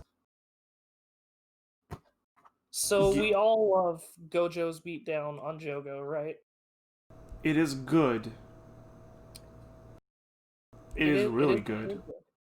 It is very good, but at the same time, it is a beatdown and a way to show Gojo's power and introduce his. It's a way to introduce domain expansion, show Itadori what he's up against, and to give the audience, a beatdown that they would remember with Gojo. To Whereas, Yep, and to display, to exhibit Gojo's power, and to, yeah, like you said, introduce domain expansion and to teach Itadori about both of those things. yeah, but episode 12 is the culmination, it is the peak of the arc with Junpei and Itadori talking about their philosophies as fighting while they're fighting. There's that amazing emotional moment where Itadori takes the attack and he's like, I'm sorry, I won't curse you anymore. Let's talk. And they have that emotional connection where Itadori truly feels sorrow for Junpei's loss of his mother. Then there's the emotional impact of Junpei's death, the amazing scene of Itadori's rage. The fight that happened after was amazing because you got to see the best of Mahito just using his curse technique in so many fascinating and different ways. Like whereas with Nanami, he just made himself bigger. With Itadori, he makes himself smaller. He turns his arm into that chain whip. It just starts attacking. It was phenomenal. Their animation, the designs, the episode itself. Are you too comfortable with putting episode 12 over episode 7 for Jujutsu? Yeah, I'm fine with that. yeah. Episode- When you were talking about episode 7 over 12, when you were saying assault, when you were talking about it, I agree with you, and I think assault is a great way to do exactly what they were trying to do, but it does not have the depth or the not even the depth. It did have depth. It didn't have the weight of episode 12. It didn't Nina Tucker, a character we fell in love with. Stop making that joke. I will never, because that was the first comparison a friend of mine made that I watched this with. It hurts me. It hurts. I made the comparison when we were talking about it. I know. And it was funny because I didn't even mention that to them. And me and him were watching. He's like, did he just Nina Tucker Junpei? I'm like, oh my god, you're not. It hurts. like, Like I said, I regret nothing. like I'll be honest, I've watched this anime 3 times over. But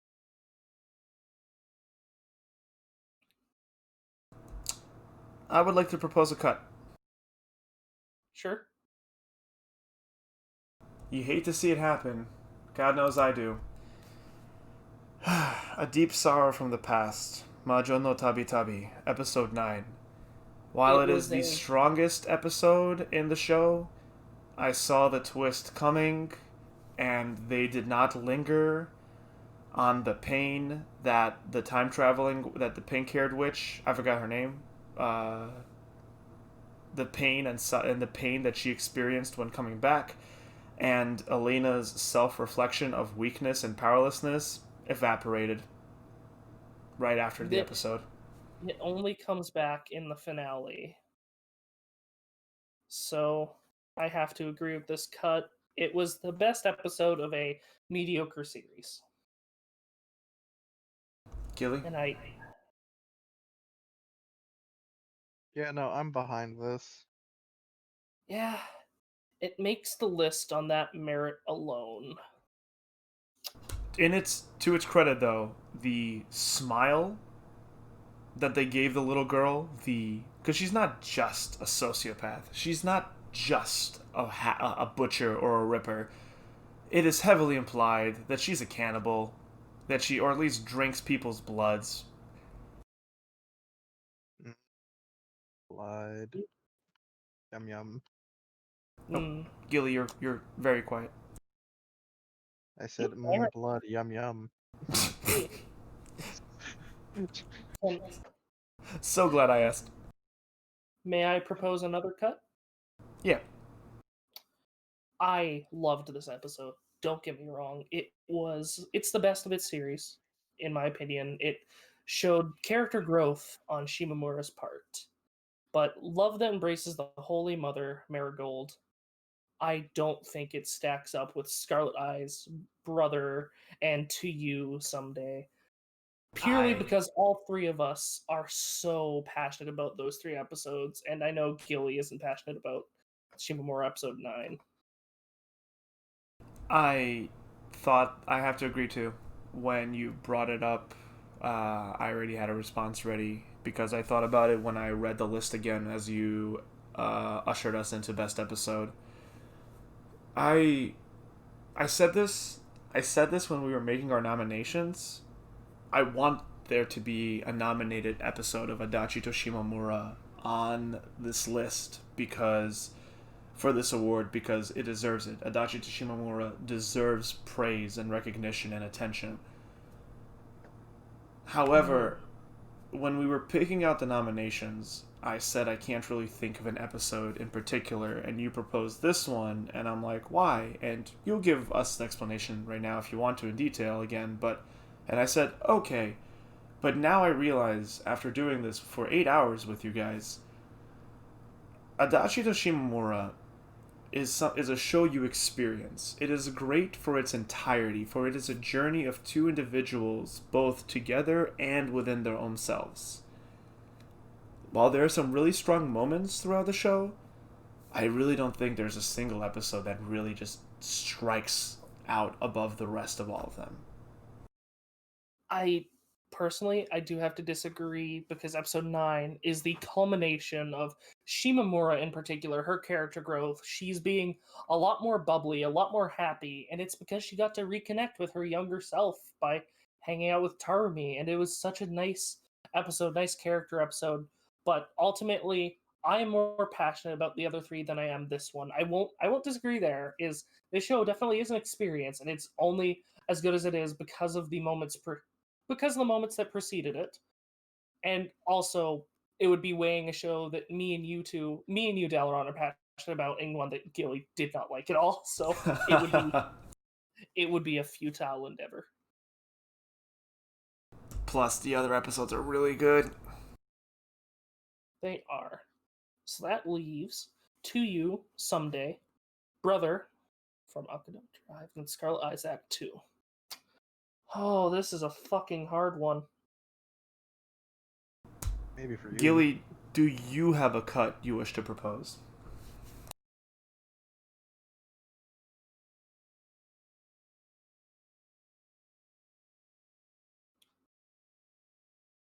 I don't really have a cut. I know what I'm leaning towards. I don't really have something that I can try and argue that shouldn't be there. I am leaning towards Akudama Drive, episode 6, as being the winner. It's an incredible episode. It is. We talked about we talked about the brawler versus master fight a lot tonight. So I think that's already pretty well established. The choreography, the setting, the scenery, the environmental effects, everything. My only regret is we only had like maybe like a minute or two within the arcade. Um, but and we also mentioned that incredible scene with uh, Hoodlum finding brother and pupil finding master. The anime, that scene, that moment with the rain falling down pupil's face and pooling in her eyes and flowing as tears is incredibly haunting. And the scene of Hoodlum getting up and picking up the executioner blade, I still think it's a Star Wars reference, but in the darkness, as the lightning flashes, he activates it to kill the person that killed his Aniki is hauntingly incredible. Um, but there is so much more there. There is Cutthroat, some of the best Cutthroat we see. We see Cutthroat really going toe to toe and realizing just how strong he is when he starts fighting Master, and how brutal when he stabs through Little Brother to kill him or to injure him to save Swindler.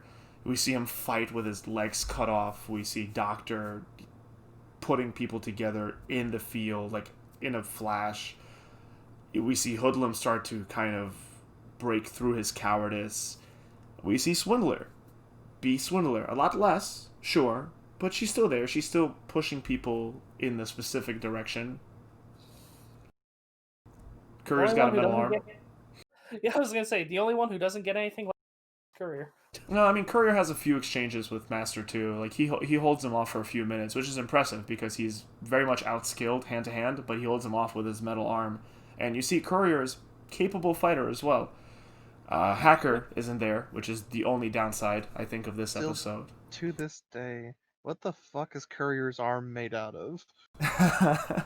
Like Adamant. it can take these fucking laser blades and completely block them, and it held up to long enough to fucking launch a rail gun.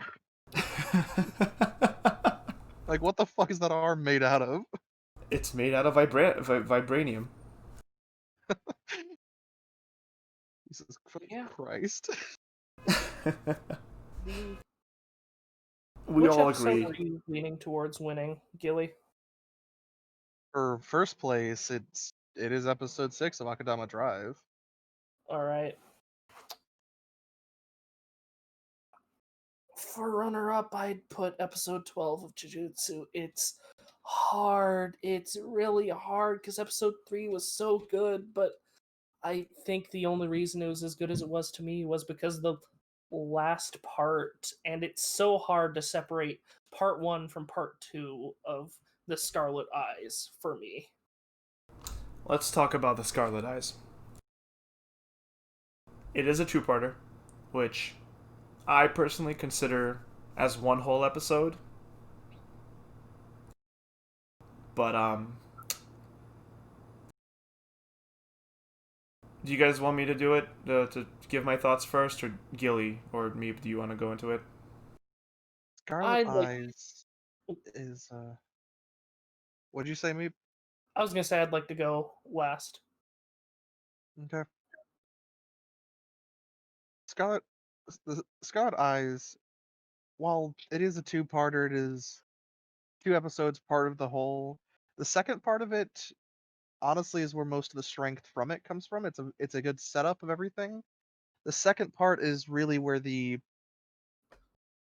is a whole episode that really draws in the conviction, what the the conviction of the three brothers of what they want to do, what they're going to do, how they're going to change the world for the better.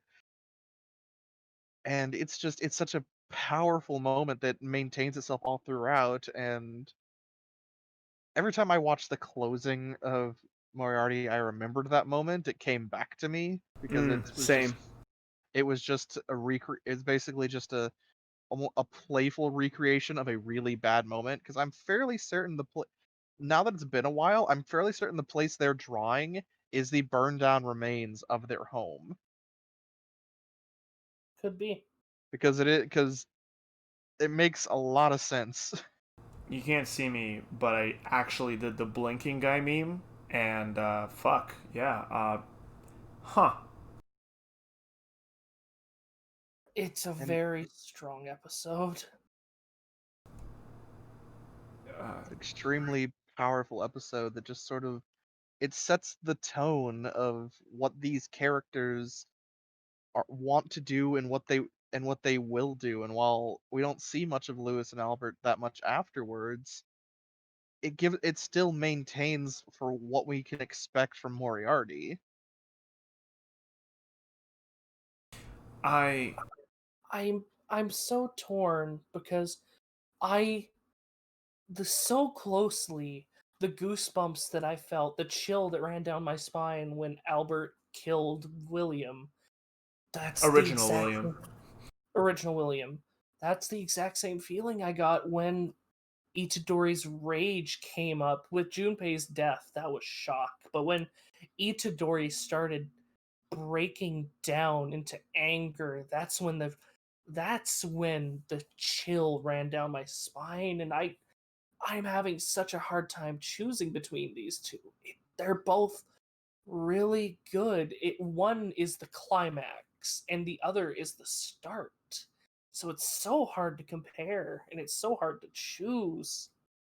I think this discussion is actually shifting me towards Scarlet Eyes because I say that I think about episode 3 and episode 2 because it's a two-parter as one episode. But to be honest, wait, hold on. Is episode 12 of Jujutsu Kaisen just the Junpei scene, or is that the finale episode? Episode 12 is the fight with Junpei and the starter fight with Mahito Okay, gotcha. until Nanami comes in. Yeah, so for me, I also think of those two episodes as one because they are two parts of the same story. Um, I'm gonna go into my thoughts about Scarlet Eyes now, but I think this has just shifted me. This conversation has shifted me towards its favor. Regardless, this is a great example. Episode 3 of Yukoku no Moriarty, as well as episode 2. But episode 3, The Scarlet Eyes, Act 2. The Scarlet Eyes of Yukoku no Moriarty, there we go, is a great example of how you do an origin story right.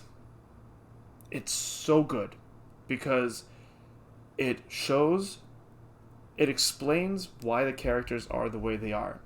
And yes, Yukoku no Moriarty's characters are on the theatrical side, but there's a familiarity and levity that comes with theatrical actors and theatrical characters because it allows the story to flow in a more melodramatic manner and also establish itself through like a natural suspension of disbelief. You have who would become William James Moriarty, and his brother Lewis, who is very sick, gets adopted by a noble, and that noble the noble adopts him because his son, the noble's son, is Albert Moriarty, and it explains their relationship. It is the best of Albert we've seen. It explains Albert and who he is and why he is doing what he's doing, because it not only explains his position with who is now William James Moriarty and Lewis, explains their closeness, but also gives him a morality in the darkness that is their plan. The shadows, the literal dissonance and disconnect that Albert experiences, the killing of the original William Moriarty, the burning down the house, and the setup for the rest of the story done in this flashback that also establishes how terrible people can be to each other and how sick and tired people are of suffering and how just a little bit of kindness goes a long way, especially when it's accompanied by genius, is fantastic. And I do not think that Yukoku no Moriarty would be as good of a show without that episode. Yeah. Ultimately, I'm landing on the same spot. It's fantastic as an introduction and as origin. And if I'm weighing it, because it's essentially a part of a two-parter going against part of a two-parter, whereas the strong stuff of the Jujutsu episodes were spread between the two of them, all of the strongest moments were put into Act 2 of the Scarlet Eyes, which, to the detriment of Scarlet Eyes Act 1, it went to the benefit of Scarlet Eyes Act 2. I disagree on that regard only because I just think Scarlet Eyes Part Scarlet 1 is a lot of Thighs. setup for Part 2, but yeah, go ahead, Gilly. Oh, I just said Scarlet Thighs. Yeah. You, This It's because you said scarlet thighs at first. I mean, if you spank him hard enough. Anyway,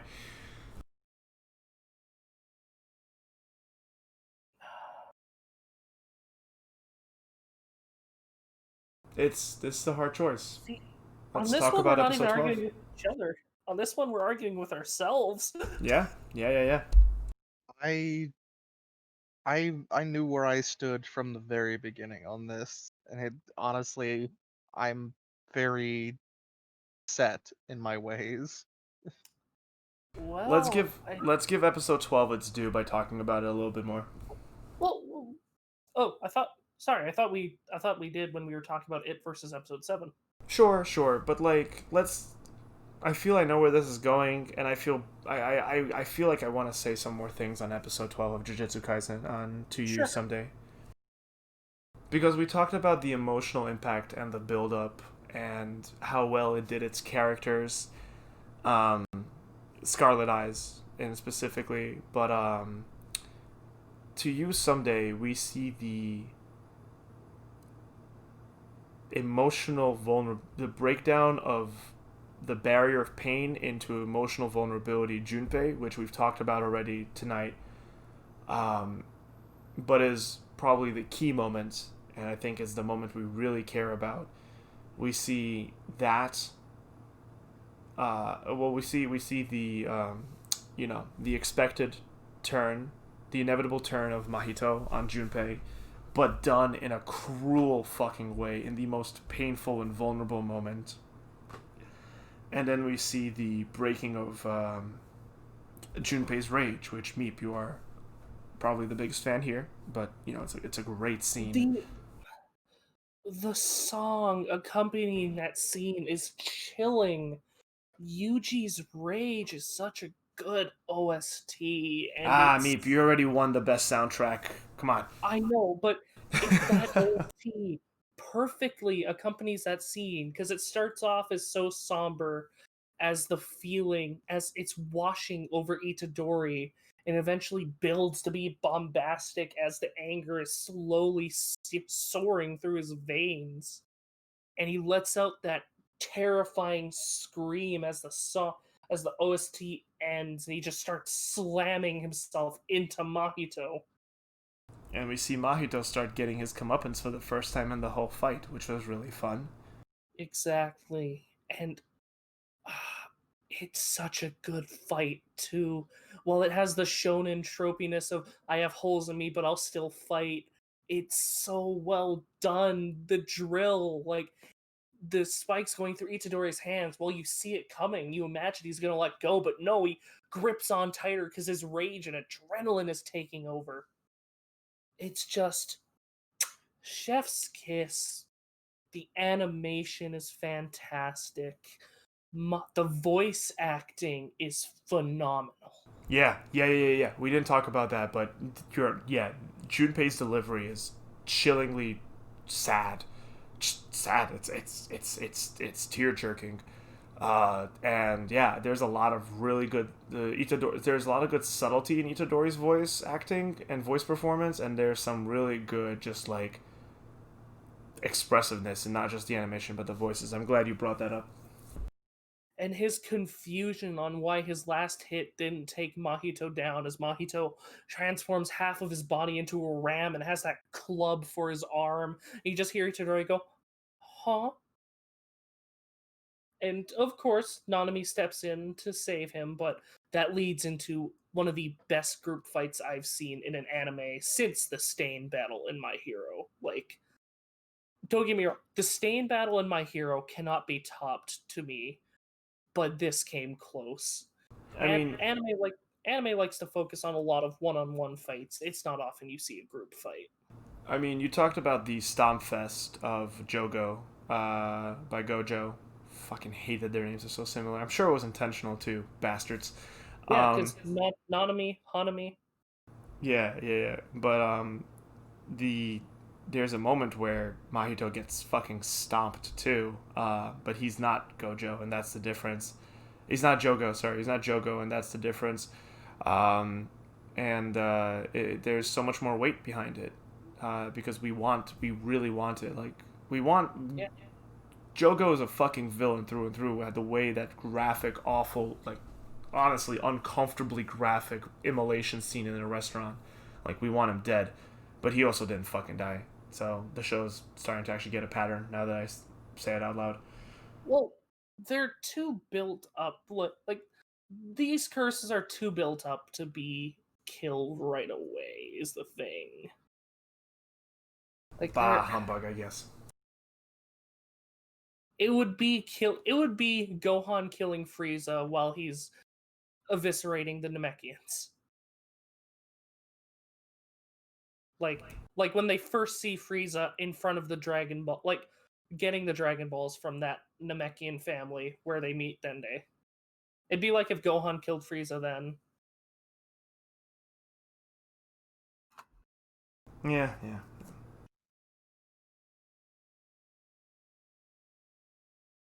I mean, yeah, I agree. It's just this episode is also like really strong, and it has there's a reason why it's up here, and I wanted to give it its just dues because there's a lot of strong moments. But I guess at the end, the one thing it suffers from is the fight with Junpei. Now that I'm thinking about it, like I can actually see how it was adapted from the manga, and I've never read the manga, but like I can see it panel for panel, more or less, and I feel like it could have gone a little longer. It makes sense why it didn't, but I think we could have enjoyed that a little bit more. I'm looking for reasons to like fully agree to giving Scarlet Eyes the runner up. I just To You Someday is so fantastic on how it handles things, but ultimately a lot of the amazing fighting happens in episode 13 with Mahito because to be honest, it's not much of a fight when Junpei and Itadori are fighting.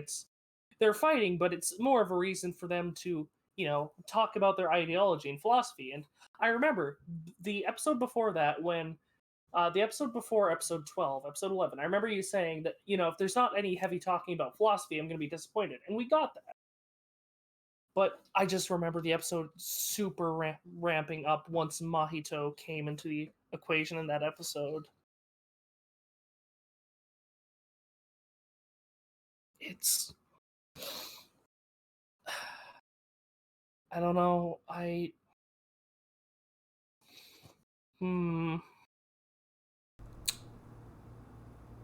It's decision time, boys. What are you going with, Dell?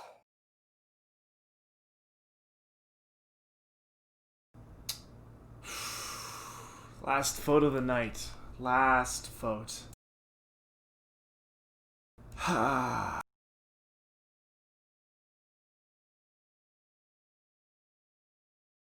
I'm thinking.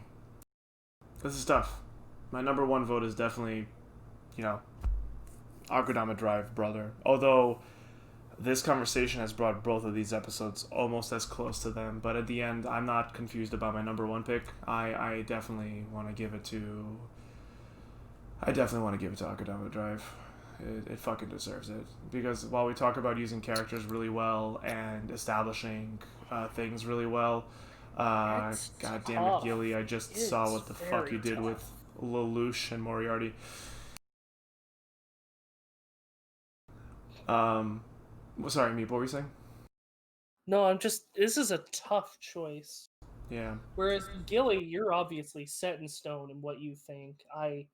I'm having a hard time wrestling, but the way you spoke about that episode, Gilly, like that passion is bringing me towards that, but at the same time, I'm so torn. I- Look, I made my decisions a while back, and I made them and I made them with a lot of in-depth thought on the matters. Is there anything else you want to say on those matters, Gilly? So I don't know if there's really anything else I can add, because I mean, I don't think there's any argument about episode 6 of Akudama Drive. It's just phenomenal. And with Scarlet Eyes, it's just the only other thing about it is it draws me to this certain it draws me into a moment that feels like uh it remind that I'm going to this is going to be talking about a different show for just a moment, but I've been making the joke there's been all the jokes and the comparisons I've made to Code Geass.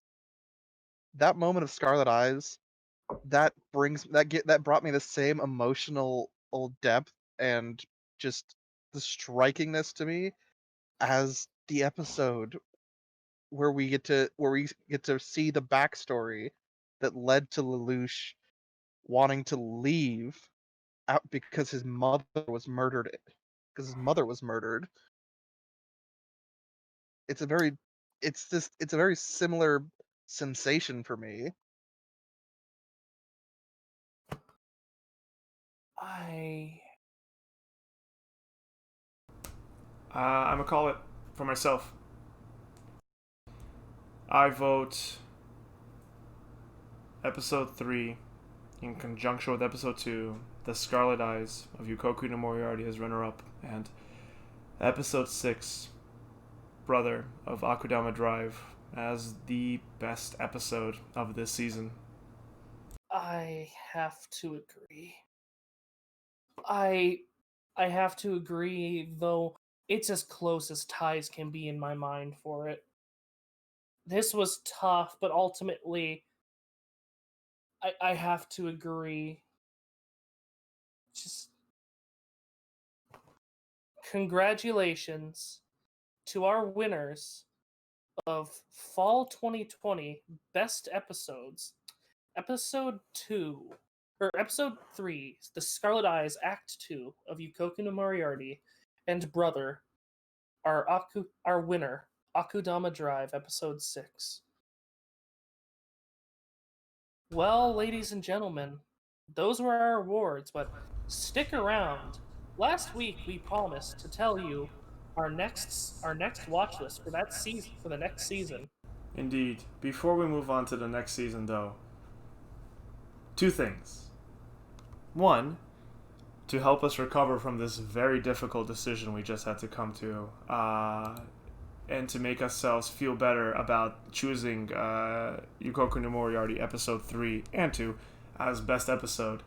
Uh, that the Scarlet Eyes is the episode with the kids, with the orphans chanting, "Fight, kill, down with bad nobles, fight, kill, down with bad nobles." So honestly, That, we should have brought that up because it would have been an obvious decision for who wins runner up. Obviously, Scarlet Eyes. well, that's episode before our runner up. It still counts. I'm trying to help here, me. Trying to make ourselves feel better. No, I don't want to feel good about this decision. And Look, what everything that the funny thing is, so while in the two parts of Scarlet Eyes, part two is a lot stronger in terms of how it makes you feel. The thing is, the point of part one is to set up and then lead into the conclusion of part two. Everything brought about, talked about, shown in part one gets drawn into a super emotional setting and series of events in part two.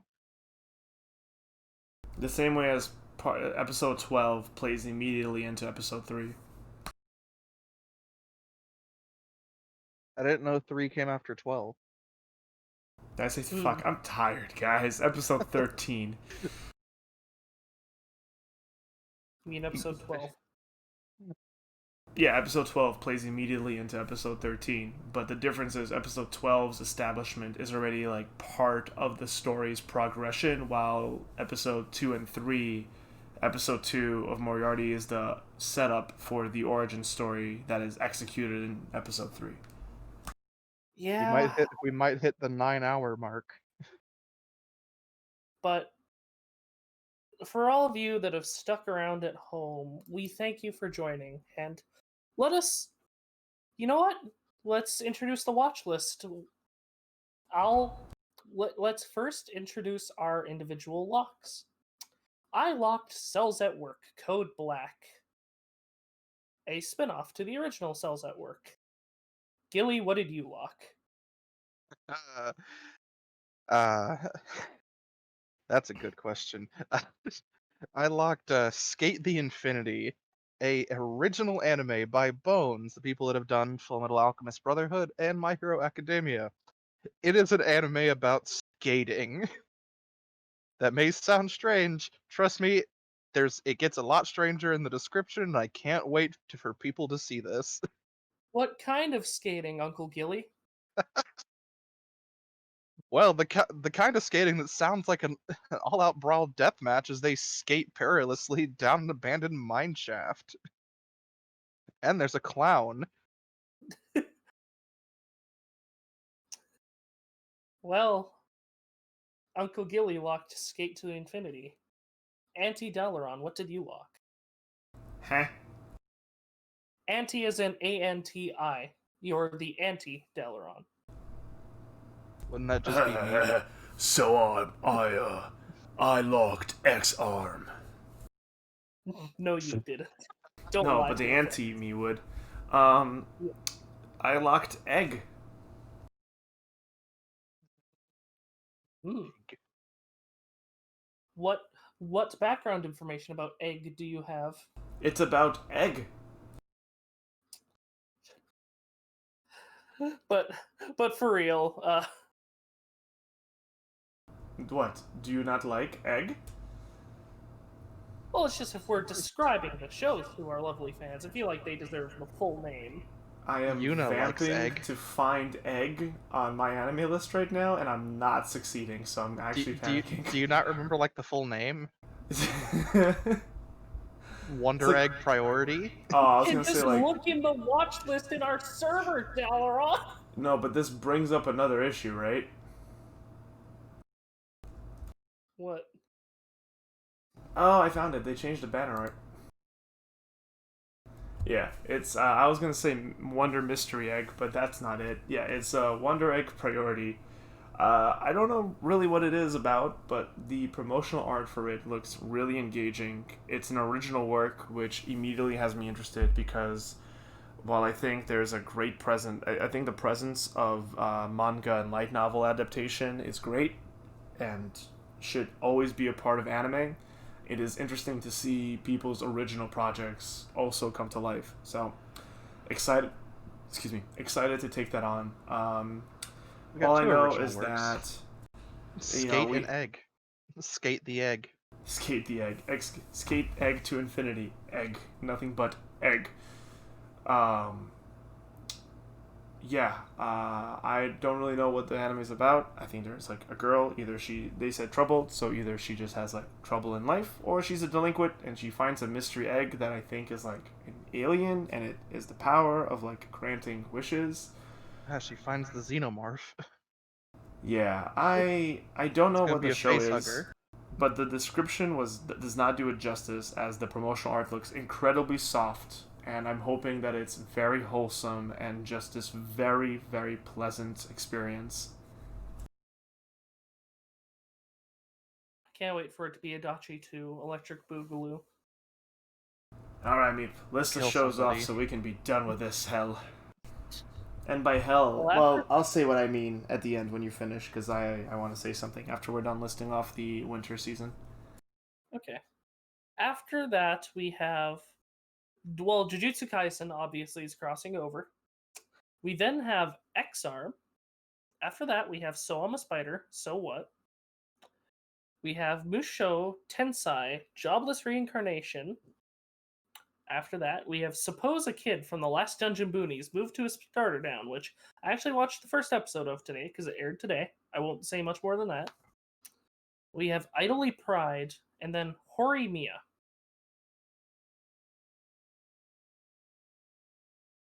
Well, Dalaran, what would you like to say? As you guys, as we, as now you know what we have in store starting next week. Starting next week? Yes. Starting next week.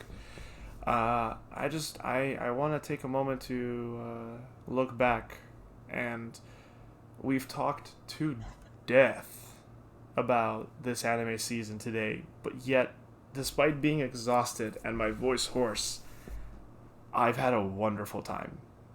So I want to thank you both for joining me. I want to thank Meep for organizing this little charade that we've done. This project has turned into a really fun activity, despite it being sometimes stressful. So next season of FMK might be simplified until we get an actual editor. But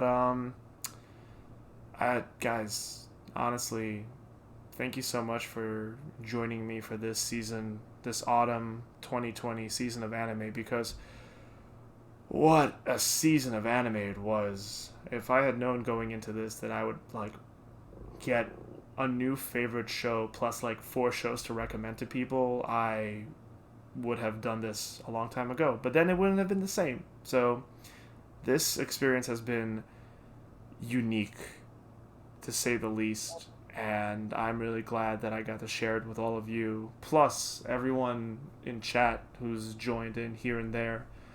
You guys commenting and poking fun and dropping hashtags and little emotes and like just joining the conversations here and there and dropping your own votes whenever you guys did it. Like, I, thank you. And I would also like to thank my two co-hosts here because, full transparency, I've tried to do a project like this in the past, and it's it didn't take off last time. Me and the people in it, we did about 2 episodes, quote unquote, and we eventually dropped off because one of our members weren't able to keep up, so we didn't. And I'm so happy we were able to finish this season. There were a couple of rough patches. There was one time where the two hosts had a little bit of a spat off camera, but it's fine. It's resolved now. Totally not calling myself out here. But You guys, we don't have yeah, face cam, but I'm doing like eyes left to right, like what? you know what I mean. Oh, I'm the other person. Oh, yeah, that's fine. I don't know what you're talking about. I don't argue with anybody. It's not gonna be me. That's why I was Yeah. surprised. I'm like, you and Gilly had like a little spat. Oh, it's No. me. Okay, so now my eyes left to right turn to shifty eye, shifty eye, shifty eye. It was mainly just a scheduling thing. Like I was trying to schedule something around the FMK, but It's all good, man. eh, I think it just improved our communications, and much like the shit we learned through Adachi Toshimamura, conflict is only a natural part of yeah. projects and working together. Ultimately, it led to us starting to stream this live, so that works out well. We've hit the 9-hour mark. We've hit the 9 hour mark. Oh my god, yeah, 2 minutes and 36 seconds per Well, past well, 9. welcome to the 9-hour mark of the anime power hour. And what an anime power hours has it been, guys? Seriously, I am exhausted, but thank you all so much for this. This has been a hell of a fucking ride. Akudama Drive. And next week it starts anew. Roll for initiative, save your save state, and get ready for a new roguelike because winter 21 is looking good. It'll actually be a little more organized with shows because we talk about half this coming week and the other half the next week. It's actually Yeah. very efficient. Yay. Everything will only there only be one episode behind, which is very efficient. And I would like to say, seeing as we can't play it because it's copyright, so whoever's watching just queue it up in a different window. I would like you just to play In the Arms of the Angels. We remember the shows that died along the way. I One don't want last to remember. Gilly Graveyard tour before we end for the night. I mean, there's not much to talk about in terms of a graveyard tour other than just remembering the shows that didn't make it through here. With the death Can of King's Raid, Fruit Tart. Majo no Tabi Tabi, Agetsu Warhite Zerst, and Ikebukuro Westgate Park. In the very last minute, eh? The very last minute, one week away from retirement. Literally. You killed it a week from retirement, Dalaran. You I'm. gave it the cop ending on the show where the character is basically a private detective. Good job. We had a deal. There was supposed to be a big gang payoff, and it didn't happen. Look, we're not here to argue about that. I'm just saying it's kind of funny and ironic that you killed it a week before retirement on a pseudo detective show, and that's actually quite ironic. Oh, I fucking, I love it. I like, I have no regrets at the end. Like you said, no regrets. I regret nothing. And honestly, like, Can that's what you all get for calling me soft and too lenient. I never called you soft. Meep. can the vampire come into the graveyard for one last reconciliation? Sure. The ending to Noblesse sucked. It was a non-ending, and it was so unnecessarily, like, for what it was setting up. It was just, it dropped the ball in all the ways. It did the Dragon Ball ending where, oh, everyone's friends now, even though we tried to kill you. Ha ha ha ha ha. Noblesse was disappointing. It was utterly disappointing after realizing it was just extremely tropey and it got boring in its last half. It deserves the low rating it has, and I am upset I put my time and investment into it. Somebody Yeah. do a favor I for me. Somebody who watches this. Watch Hypnosis Mike and give us a synopsis because I don't want to watch it, but I want to know what happened. Me too. I'm actually really like. If there's the one show that I wish made the list from this fall autumn 2020 season, it was Hypnosis Mike. I would love to still find out about that. Somebody watch that. And just give us a synopsis. I really don't want to sit and watch it, but I want to know. Yeah, tweet at FMK Anime or jump into our Discord or hop into our streams. Let us know. But with that being said, let's look at the not the sunset, but the sunrise scene at the end of Akudama Drive, and just appreciate the genuinely great shows we've had and the people we got to share it with them. So, one last time, thank you, Meep. Where can they find you? You can find me at soul_king777 On Twitter.com? on Twitter. Yeah, on twitter.com You mean that and millennial at website? FMK Anime. Oh, sorry. You mean that millennial website? Hmm.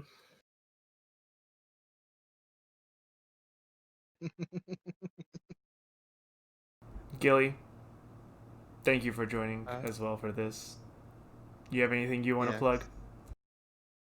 Uh, well, I have been Gilly. You can find me on Twitch at. I have changed the name because it's a lot easier at Gillywad, GILLYWADD. Gillywad. Check it out. And as always, thank you, chat, and thank you, viewers. We don't do this for you, but we really want you to be a part of it. And when you are, it makes it a lot better. It makes the whole experience better. And I've said this once, I said it twice, I'll say it many more times. Just hop into the comments. Let us know your choices. Let us know your votes. Let us know what you thought of the show. Feedback is always welcome. But for those of you who stuck around with us till this very moment, thank you very much. And for those of you who just have been around for our episodes and will continue hanging out with us while we do this, we appreciate you. Genuinely. And, of course, it would be remiss if we end this series for this season without thanking Team 4 Star. You guys made this up, this format.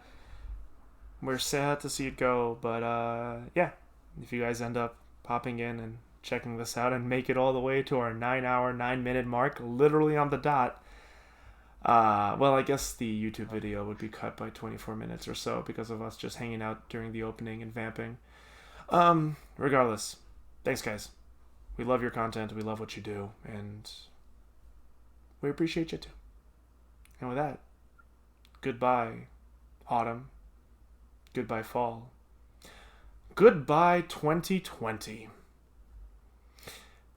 And we're seeing, and we're meeting 2021 with a much less higher quality series of shows. Good luck, 2021.